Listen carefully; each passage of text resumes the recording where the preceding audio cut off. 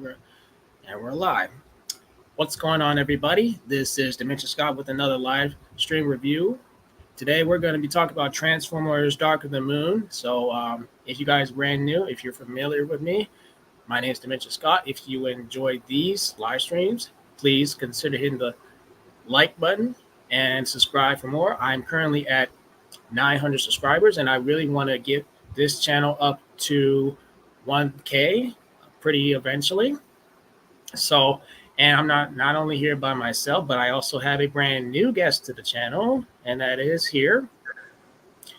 Please welcome Dawson Young. So, how's it going, man? It's going good, man. Good.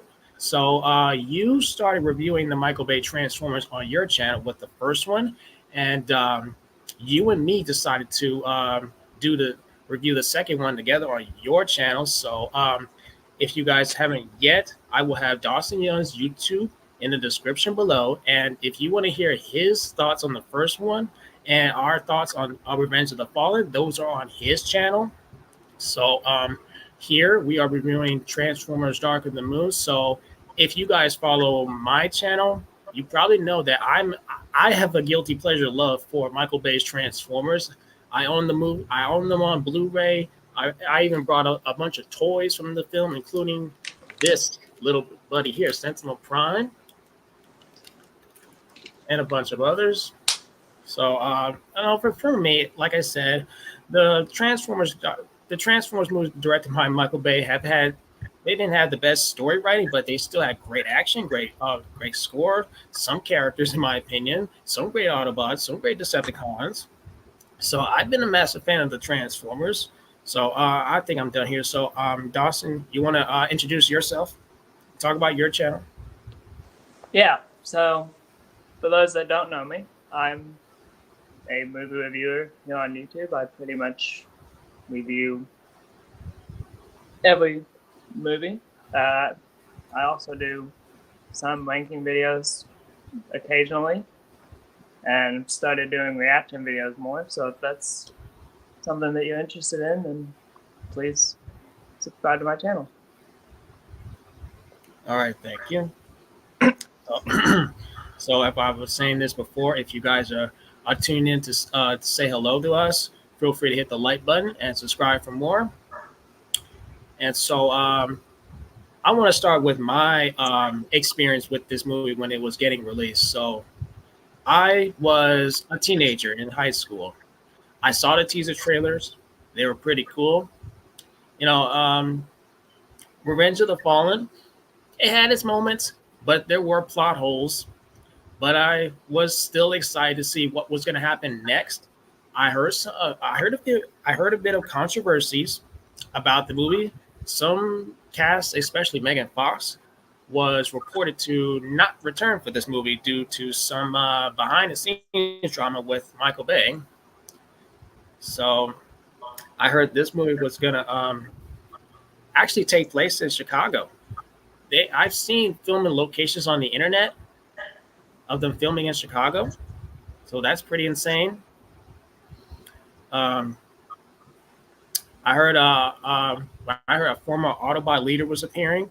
I was interested in hearing that. Unfortunately, I did not get to see the movie in theaters. It really wasn't until I received a bootleg copy of the movie. I wanted to see it in theaters, but unfortunately, I was really focused on my schoolwork at the time, so I had to watch it and wait for it on bootleg, and I was still fine with it. I watched that bootleg a bunch of times. Does the movie still has its moments? Yes, it does. Do I think it's the best Transformers movie? Well, I think I've seen better. I think I've seen better still, but still, I still think it's a decent third movie. And joining up in the comment section, we got Adrian James. Thank you for stopping by.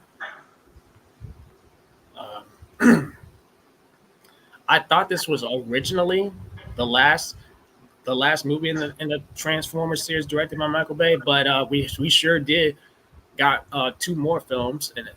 and the franchise is still pretty strong today. Yeah, so no matter what, I still have my guilty pleasure for the Transformers franchises. So you want to go ahead, Dawson? Yeah. So I think the first time I saw this movie, I bought it from Target back when it came out, and I liked it when I first saw it. It was a big improvement over Revenge of the Fallen, which I know a lot of people like Revenge of the Fallen. I don't, but that's just our opinion. But I think this one was better than Revenge of the Fallen. It had good moments, good, way better action, and I think it was a big improvement over Revenge of the Fallen. You said this movie has better action than Revenge of the Fallen? I did. Oh wow.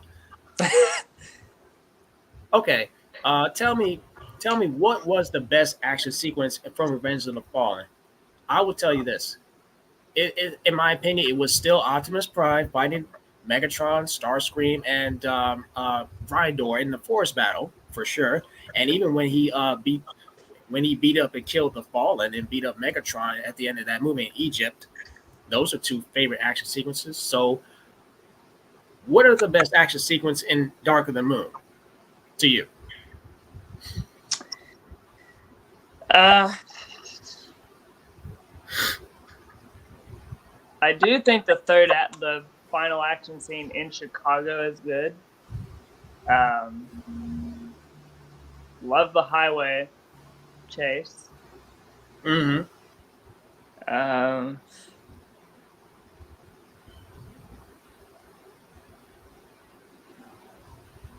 Trying to think if there's anything else that I'm missing.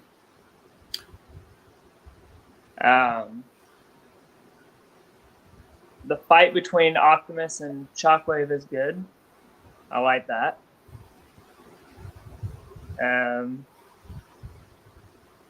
All the action scenes are great in this one.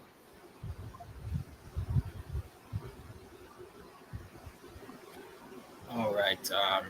So you did wait. You said you did not get a chance to see this movie in theaters. It wasn't until it came out on DVD, right? Correct. Okay, I get that now. I want to make sure of that. Even I too, hoping was getting a chance to see it in theaters, but I was focused on school at the time, so I had to get it on bootleg. I didn't have money to go out and buy DVDs like the way I do now. And talking about action sequences in Dark of the Moon, I do agree. I love that highway chase sequence, and I love the Battle of Chicago. And I'll tell you one big shocking twist. I guess we just say that for the plot of the movie, but this movie did have one big twist in the movie, and that had something to do with Sentinel Prime. You know what I'm saying? Mm-hmm. And by the way, if you guys are tuning in, we will get into spoilers. So when I um, when I found out that Sentinel Prime was working with the Decepticons, he shockingly killed Ironhide. Mm-hmm. That put a shock tear to my face watching Ironhide's body rust into pieces. If you thought Jazz, if you thought Jazz's death in the first movie was tragic, well, I think Ironhide ended up being more tragic. And you know, Ironhide always gives the brutal deaths. Like even in the Transformers, the Generation 1 movie, Megatron really shot him to pieces in that movie. If you've seen the G1 movie, Ironhide always gets the brutal deaths. He got so brutal in this movie being killed by Sentinel with a cosmic rust weapon.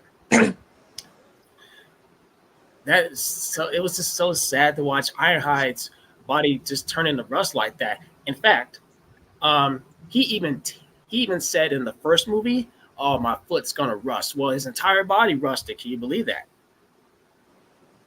Mm-hmm. So, so Dark of the Moon with all its still great action, Sentinel Prime turned villain, and the Battle of Chicago, all that's fantastic. So, let's talk about this entire plot of the movie. So, Dark of the Moon apparently is the Autobots and the Nest discovered an ancient Ark ship on landed crash landed on the moon during the war of Cybertron, discovered by these space astronauts, and it contained technology that would have saved their home planet, called the Pillars. And now, with Sentinel Prime, he wants to use those pillars to bring Cybertron into Earth's atmosphere. So, with the Decepticons and Sentinel Prime working at their side to save Cybertron, Ness and Optimus Prime and his Autobots have to prevent Megatron, who was also he was pretty sidelined, mostly due to his mostly due to the battle events of Dark of Revenge of the Fallen, because he is gravely injured. So most of the villain screen time is Sentinel Prime. So Autobots, Nest have to stop Sentinel Prime from bringing Cybertron into the Earth's atmosphere. And I also forgot to mention another twist in this movie, and that is actually a human character who is also working for the Decepticons to destroy the planet. So you know what I mean? Mm-hmm. So what do you want to say? Uh, I do like all the new characters that we got in this movie. Um, I really don't think Sam needed a new girlfriend. I think he could have just stayed without one in this Single? movie. Yeah, but I mean, she was better than Megan Fox, but I really just didn't think she needed to be in this movie. I think Sam worked better alone or with the Autobots, but I really don't think she needed to be in this movie.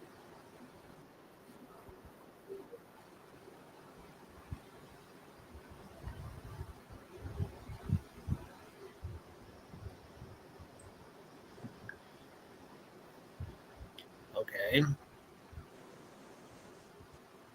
I too felt like it was kind of sad to see this movie without Megan Fox. Too. That's just my opinion. And maybe you're right. Maybe they could have done this movie without Sam having a girlfriend. Okay, but I will say this about his girlfriend in this movie: she wasn't annoying. That's You, true. you don't think she was annoying, did you? No, I didn't think she was. Um,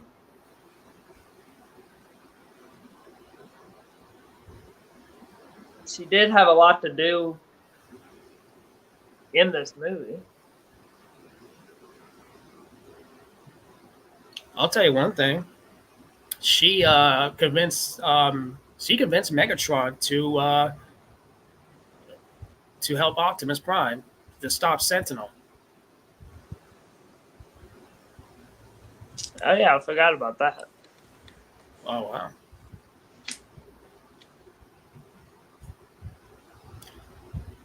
wow. Tell me something. What would you change about Dark of the movie if you could? Mm. Uh,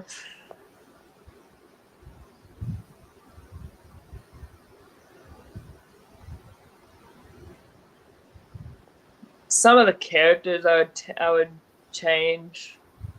Um, I would change some of the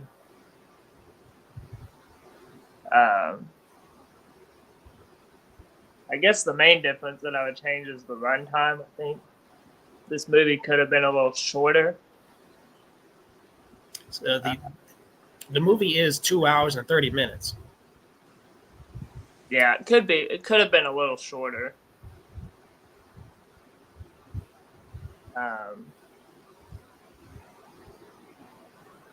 Some of the 3D in this movie doesn't work too well.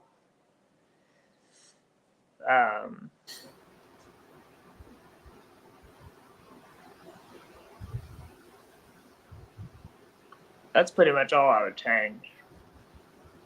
Okay, what I would change is how about let Megatron be the main villain, and along with Shockwave, and let Sentinel Prime still be part of the Autobot team, and sacrifice his life at the end of the movie rather than betray the Autobots in this team. Because the reason why I think that, because if you've seen some of the trailers, Sentinel Prime was never promoted like a villain in that movie. It was shock to me. It was probably Shockwave. The when I was a teenager, I didn't care that much about spoilers. So I did go online. I did go on the internet and read spoilers that yes, Sentinel Prime portrays the Autobots. Was it a shocking still twist to me? Yes, but I still watched the movie. I still felt shocked by it. I was so shocked to watch by the way they executed it. But still, I thought Sentinel Prime would be a hero in the movie, and then he would sacrifice his life for Earth and Optimus and Cybertron, and just be killed probably by Shockwave and Megatron while they're fighting for those technology pillars in order to save their planet. So I think maybe Sentinel Prime could have remained as a hero, and then gets killed by either Megatron or Shockwave at the end of the movie, and Optimus Prime is devastated to see his former mentor die. That kind of would have been a cool change.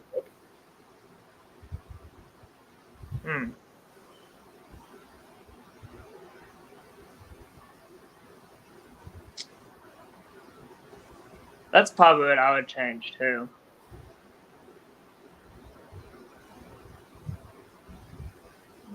And for those of you who don't know, I learned that there was actually an alternate ending, and it was it would have went like this: after Optimus Prime kills Sentinel Prime, Megatron doesn't die. Megatron was supposed to leave planet Earth peacefully and go live on Cybertron, while Optimus Prime stays on Earth. So that's kind of a closure between Optimus and Optimus, Megatron and Optimus Prime, because they were once brothers. So now I can't remember exactly why that was changed, and some of it was actually shot at the end of the movie, but they had to digitally remove Megatron, because when Optimus Prime is standing there, you can see that Megatron was standing alongside with Optimus Prime, and when Sam Witwicky gets out of the car of Bumblebee, he's shocked to see Megatron and Optimus standing right there together, going their separate ways. Optimus Prime remains on Earth, and Megatron goes to live on Cybertron peacefully. So with that, to me, sounds like they made they made peace with each other. So what that probably made a good ending. Maybe that would have made a good conclusion to those original trilogy of movies. Do you think that would have been cool?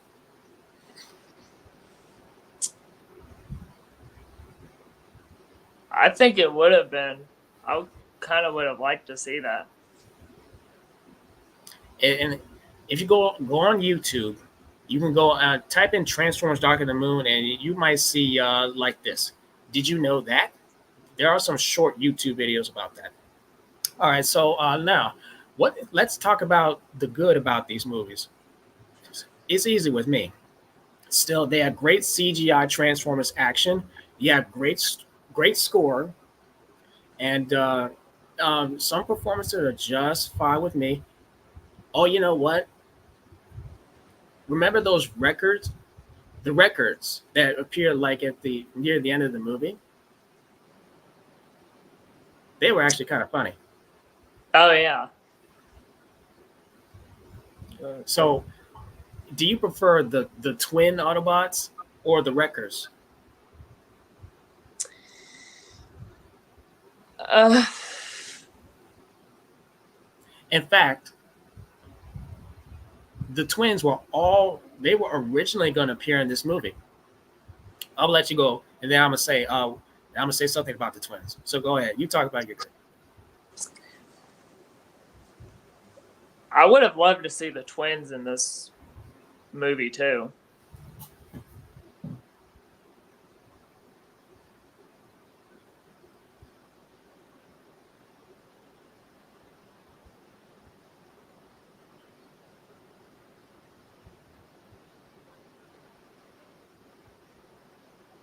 You can go ahead now.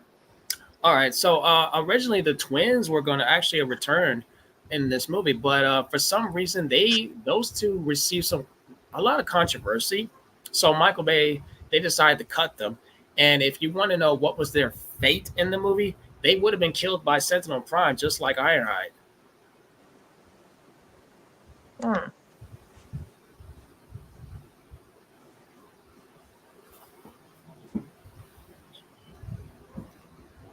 So what is mixed about the movie to you? Uh,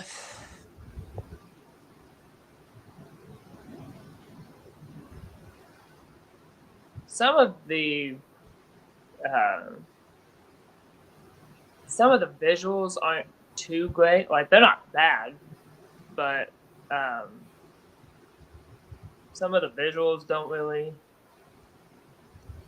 Some of the effects don't really work.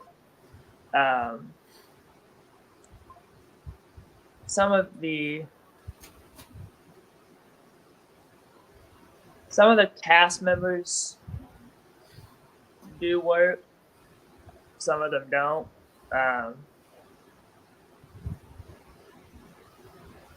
I think Patrick Dempsey works for me. I kind of like him as a secondary villain.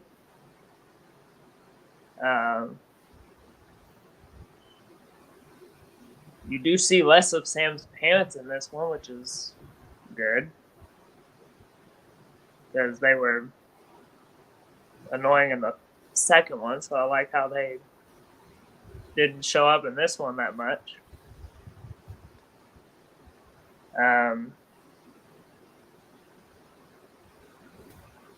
John Malkovich is just I don't know what he's doing in this movie. I mean, I understand why he's in it, but I don't really know why he had to be.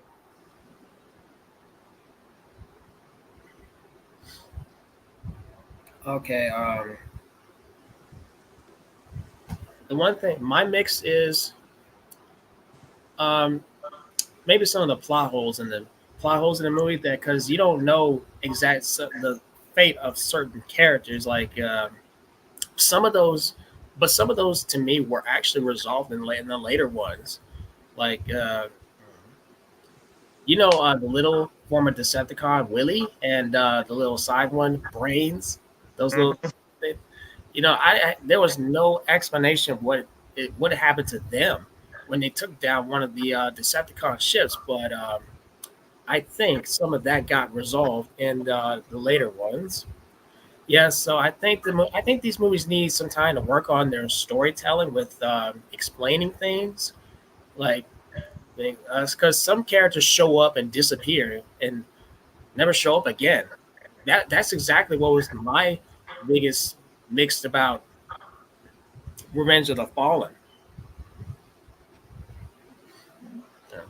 Yeah. Okay, now do you want to talk about the bad or leave it at that? Um, we can talk about the bad.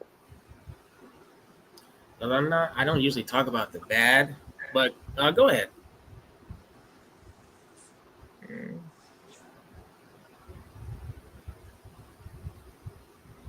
I don't even think there is anything bad. I think I know one thing. Um, People say Michael Bay uses too many explosions. Is that really a bad thing? Because I see explosions. I mean,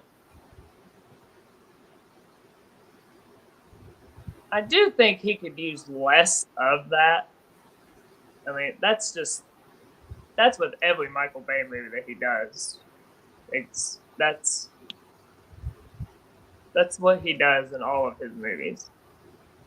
Okay, so the biggest bad is like I was saying it a minute ago is characters come in and they disappear. We don't know exactly what their fate is in these movies. Like even some of the Autobots, like Sideswipe, you don't. He disappears after this movie. We don't see if he was killed, if he survived, if he's still out there hitting from the events of Chicago in this movie. Because in Transformers: Age of Extinction, they're hunting down one by one each and every Autobot. So these movies need to improve the fate of characters, in my opinion.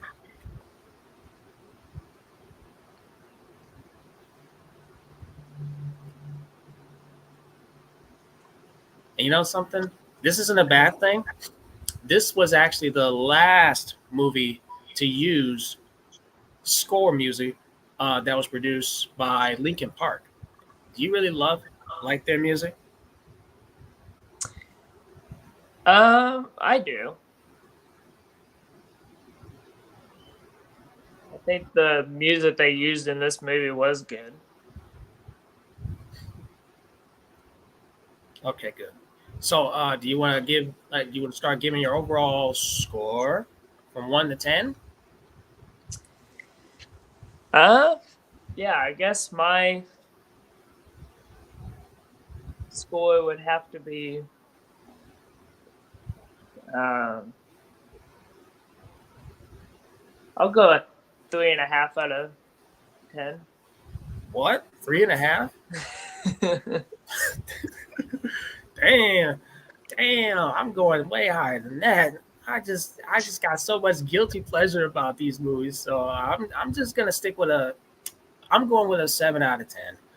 You know, originally I used to think Revenge of the Fallen was better, but I've totally changed my opinion because I've totally changed my opinion due to my own due to what I learned about these movies and what they've gone through doing production and depending on their writing with the storytelling. So for me, um, with some solid directing,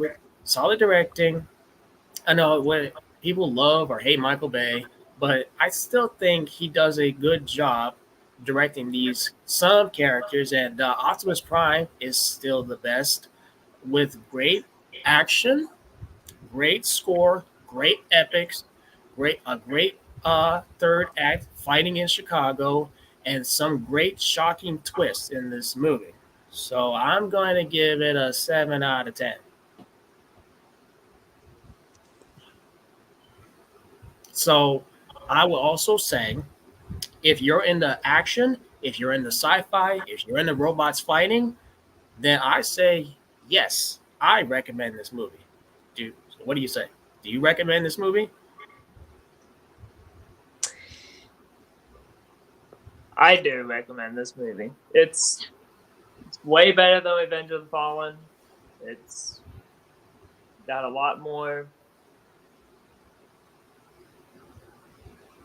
It has a lot more to do, and so yeah, I do recommend this movie. All right then. So you want we can do we can talk about Transformers: Age of Extinction on your channel, okay? Just have to let me know.